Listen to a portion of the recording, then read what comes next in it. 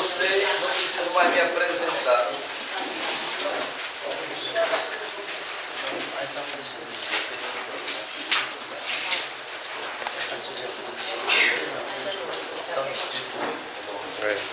Muito bem.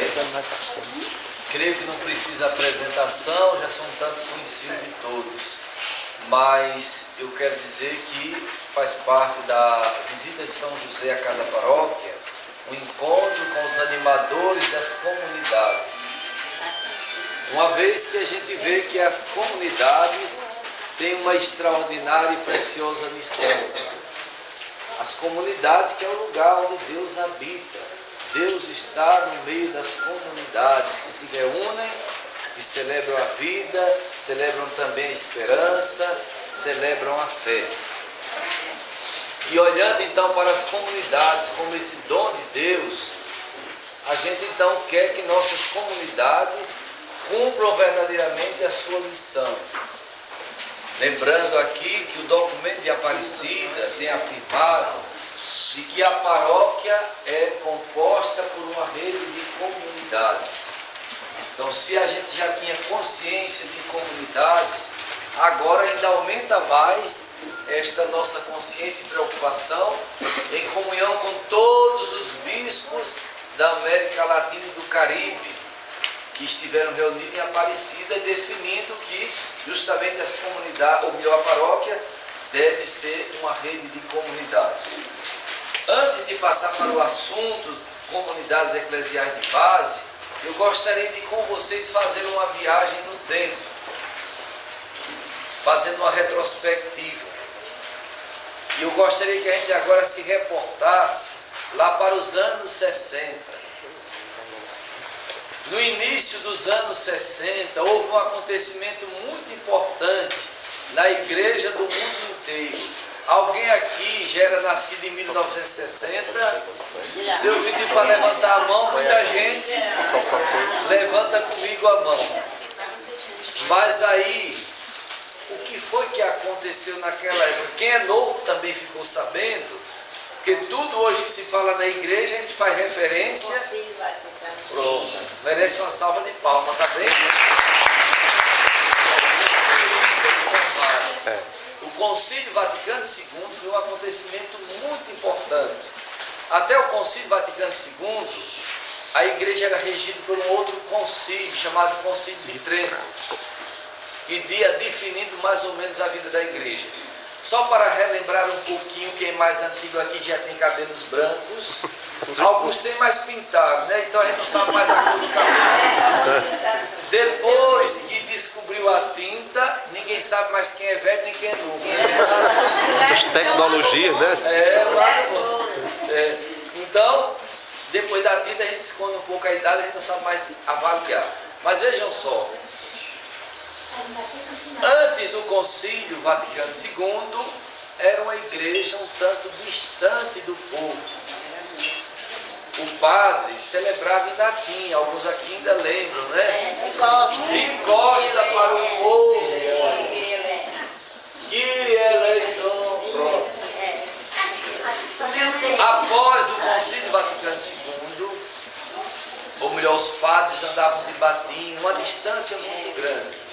Mas o Concílio Vaticano II, que foi convocado pelo Papa, como se chamava? João 23. João 23. O Papa João 23 convoca um concílio e ali ele vai olhar um pouco para o mundo.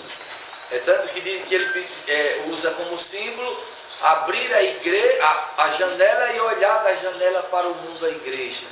E olhando para o mundo, o Papa com os bispos que estavam naquele concílio viram que era necessário mudar muita coisa. E uma das grandes mudanças foi na concepção sobre igreja. O Concílio Vaticano II vai dizer que igreja é o quê? Povo de Deus. A igreja é o povo de Deus. E deve ser uma igreja de comunhão e de participação. Vejam só. Igreja, povo de Deus, de comunhão e de participação. Então isso muda bastante. Aí o que é que acontece? mudou a maneira de celebrar. Agora os padres começaram a celebrar em português. Não mais de costa para o povo, mas de frente para o povo. O altar que era colado lá nos pés do santo, agora passa a ser uma mesa, onde o povo de Deus fica ao redor desta mesa para celebrar o banquete.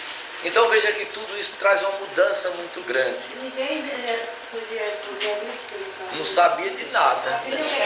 Rezava, mas uma coisa tão misteriosa que ninguém entendia. Então, pronto. Enquanto o padre estava rezando a missa, alguns estavam rezando o texto, que não estavam entendendo nada.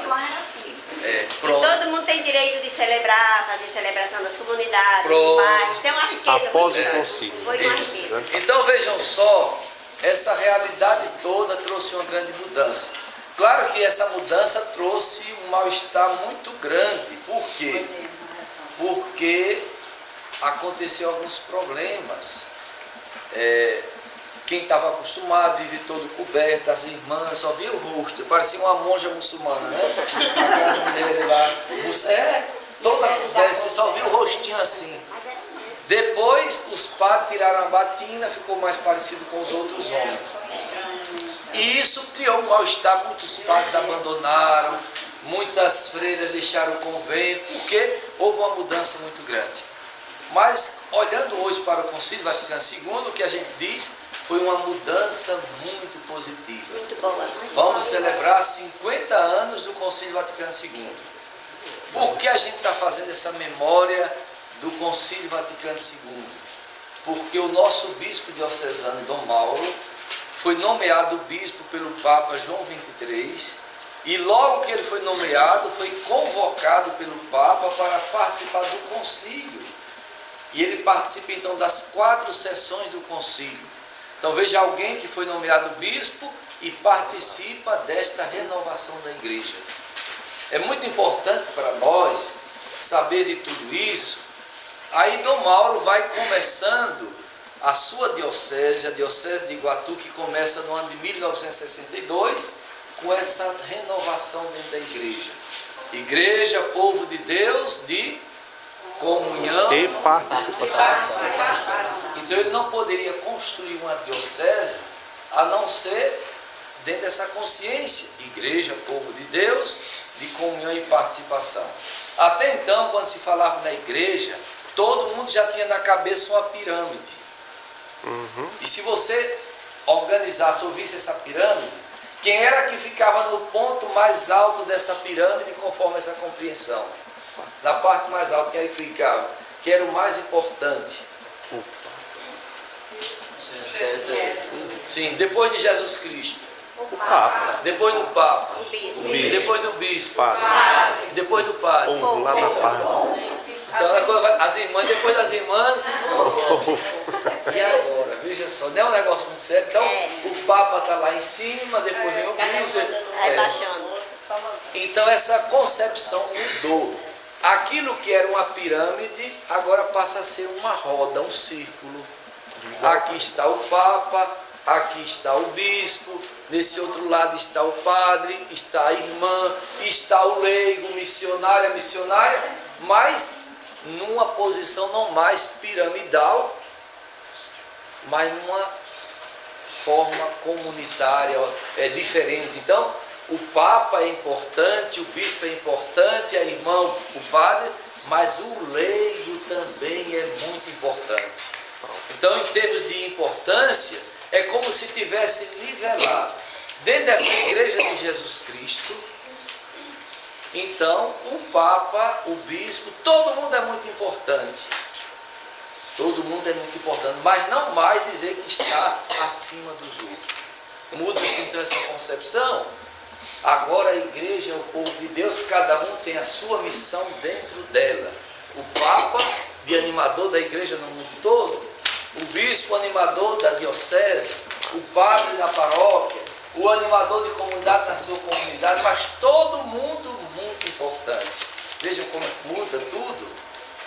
Vocês sabem como é o nome do Papa? Em latim, não é o nome mesmo. para todos os papas. Eu vou dizer em latim, depois vocês traduzem em português. Tá bom? O Papa se diz assim, ele se autodenomina como servorum Dei. O que é que significa? Servo dos servos de Deus. É o servo dos servos de Deus. Então, na comunidade cristã, o mais importante é aquele que serve. Se o Papa é o servo dos servos de Deus, você pode dizer que o Papa é muito importante porque ele é um servidor de todos os servos. E quem está a serviço do servo parece ficar ainda mais baixo do que o servo, não é verdade? É verdade. É. Do ponto de vista de serviço, É. se eu estou servindo a quem já é servo, aí a coisa vai baixando mais ainda.